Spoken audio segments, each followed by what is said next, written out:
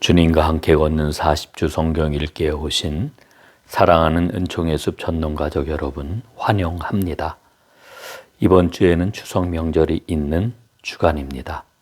행복한 추석 명절 보내시기를 바랍니다. 그리고 말씀을 읽는 가운데 우리 주님께서 주시는 빛과 생명이 충만하시기를 간절히 바랍니다. 제30주가 되겠습니다. 9월 20일부터 9월 26일까지입니다. 마지막 일주일의 일정이 되겠습니다. 제30주 성경 읽기 범위입니다.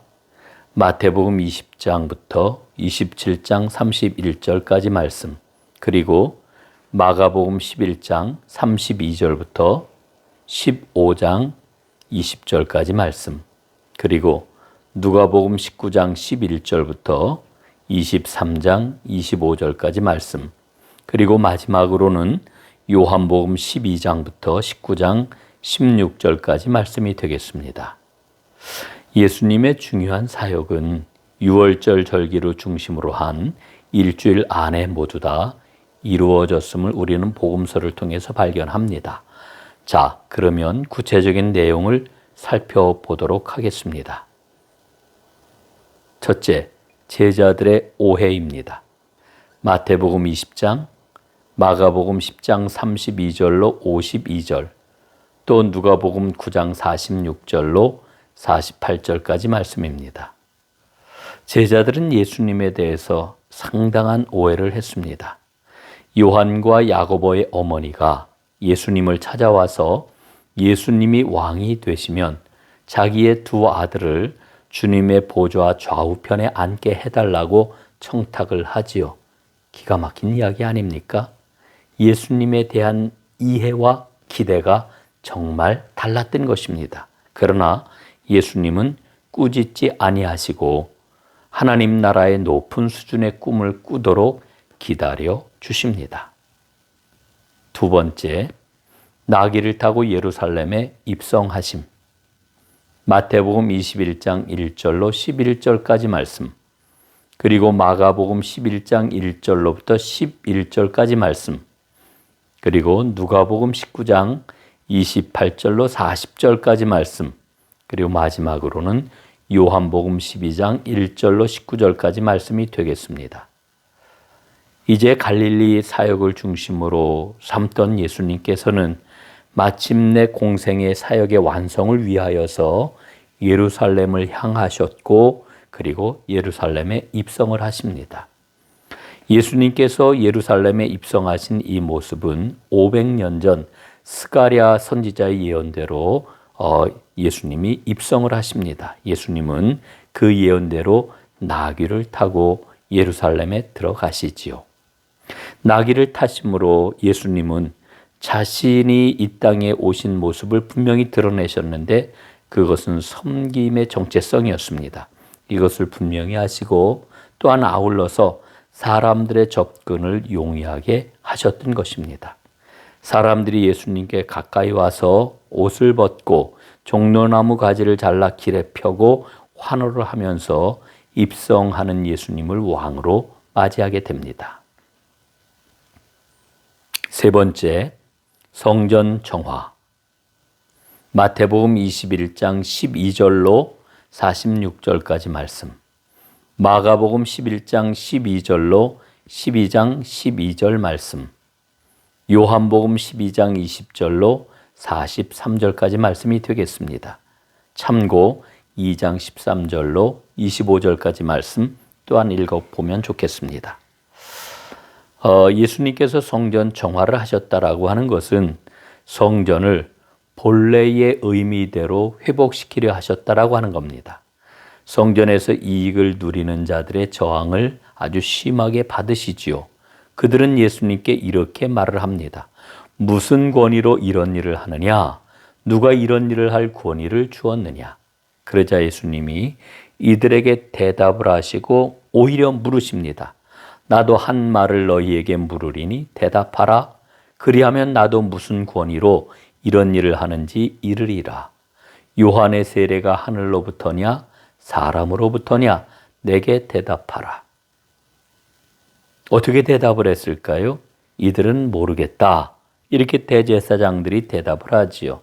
이와 같은 대답을 들은 예수님은 나도 너희에게 대답을 하지 않겠다. 이렇게 말씀을 하십니다.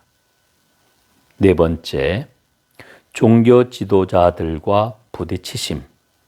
마태복음 22장, 23장, 마가복음 12장 13절부터 44절, 누가복음 20장부터 21장 4절까지, 그리고 참고로 11장 37절로 54절까지 말씀입니다.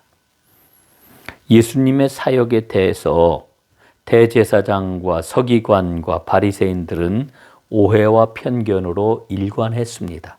그리고 예수님을 적대시했습니다. 중요한 것은 평소 이들 세력들은 서로 적대적이었는데 예수님을 어떻게 해서든지 없애려고 하는 일에 제반 세력들이 연대하고 있는 것을 보게 됩니다. 그리고 이들은 로마를 이용해서 예수님을 십자가에 못 박기 위하여 계획을 조직적으로 실행을 하게 됩니다. 다섯 번째, 종말에 대한 교훈입니다. 마태복음 24장, 25장, 마가복음 13장, 누가복음 19장 11절로 27절, 21장 5절로 38절, 그리고 요한복음 12장 44절로 50절까지 말씀이 되겠습니다. 예수님이 들려주신 종말에 대한 교훈이 여기에 기록이 되어 있지요. 성전이 무너질 것입니다. 그리고 장차 다가올 종말과 그 앞에 다가올 고난의 시간들에 대해서 예수님이 예고를 하십니다. 이 마지막 때에 필요한 것은 무엇이냐? 그것은 바로 인내와 믿음이라고 말씀을 하십니다. 그리고 인자가 언제 오실지는 아무도 모른다고 하십니다. 주님 오시기를 기다리면서 끝까지 참아낼 때에 승리의 믿음을 가질 수 있다라고 일러주시지요. 이제 여섯 번째로 마지막 만찬입니다. 마태복음 26장 1절로 35절, 마가복음 14장 1절로 31절, 그리고 누가복음 22장 1절로 38절, 요한복음 13장부터 17장까지 말씀 되겠습니다. 공생의 막바지에 이르면서 예수님과 제자들 사이의 돈독함은 실제로 더욱더 깊어져 갔습니다. 그러면서 동시에 예수님의 외로움 그리고 예수님의 괴로움은 그 깊이를 더해 갔을 것입니다. 예수님은 가룟 유다의 배반을 알고 계십니다. 또한 베드로가 부인할 것도 알고 계십니다. 그 마지막 만찬에서 예수님은 제자들이 모두 다 떠날 것임을 예언을 하십니다. 최후의 만찬에서 이 모든 상황을 예견하심에도 불구하고 예수님은 사랑의 행진이 계속될 것이라고 하는 것을 알려주시고 실제로 그렇게 하십니다. 성찬식이 제정된 이날 밤 예수님은 제자들에게 새 계명을 너희에게 주노니 내가 너희를 사랑한 것 같이 너희도 서로 사랑하라 하는 계명을 주십니다. 일곱 번째, 잡히신 예수님. 마태복음 26장 36절로 56절, 마가복음 14장 32절로 52절, 누가복음 22장 39절로 53절까지 말씀, 그리고 요한복음 18장 1절로 11절까지 말씀입니다.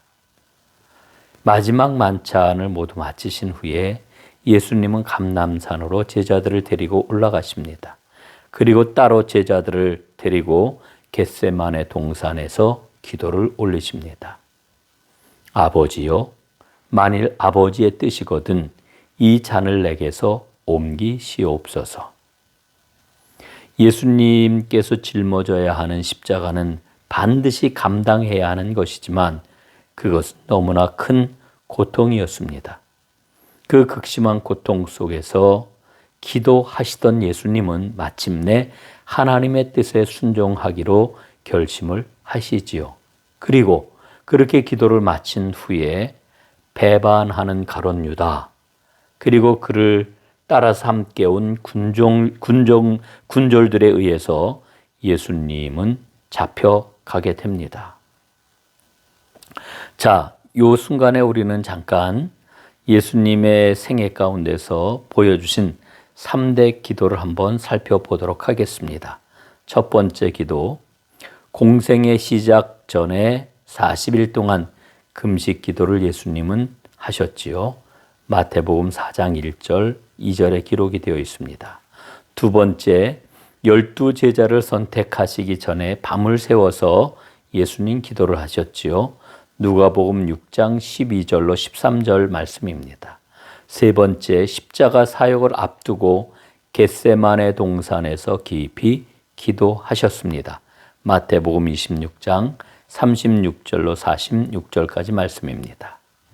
자, 이제 마지막으로 빌라도 재판에 대해 살펴보겠습니다. 마태복음 26장 57절로 27장 31절, 마가복음 14장 53절로 15장 20절, 누가복음 22장 54절로 23장 25절 말씀, 그리고 요한복음 18장 12절로 19장 16절 말씀 되겠습니다. 체포당하신 예수님은 대제사장의 집에서 밤새도록 조롱과 매맞음을 당하셨습니다. 그리고는 공회로 끌려가셨습니다. 그리고 마침내 총독 빌라도에게 이제 끌려가시게 되지요. 예수님을 신문하는 빌라도는 예수님에게서 죄를 발견하지 못합니다. 그리고 빌라도는 예수님을 헤롯 안티파스에게로 보냅니다. 헤롯 안티파스 역시 예수님에게서 죄를 발견하지 못하고 빌라도에게 다시 예수님을 돌려보냅니다. 이제 빌라도는 할 수 없이 재판을 벌이게 되었고, 죄를 발견하지 못한 빌라도는 사면이라고 하는 협상 카드를 꺼내 들었습니다. 바라바를 놓아주랴, 예수를 놓아주랴. 그러나 변덕스러운 군중, 사주를 받은 군중들은 바라바를 놓아주고 예수를 죽이라고 외칩니다. 결국 밀란을 두려워한 비겁한 빌라도는 예수님에게 십자가형을 선고하게 됩니다.